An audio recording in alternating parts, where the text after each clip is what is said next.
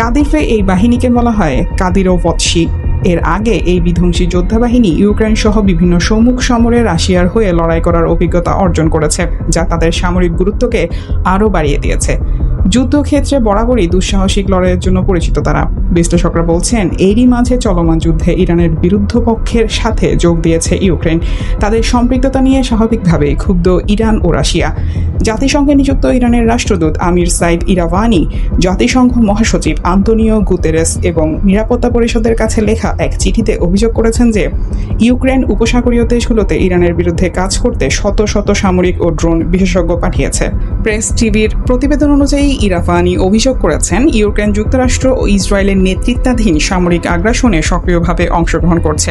ইরানের পক্ষ থেকে সতর্ক করা হয়েছে যে ইউক্রেনের এই ধরনের হস্তক্ষেপ যুদ্ধের পরিধিকে আরও বিস্তৃত করতে পারে এবং এতে আন্তর্জাতিক স্থিতিশীলতাকে হুমকির মুখে ফেলতে পারে। এরই মাঝে চেচেন আর্মির এই যুদ্ধে অংশ নেওয়ার আগাম ঘোষণা পরিস্থিতি আরও উত্তপ্ত করে তুলেছে।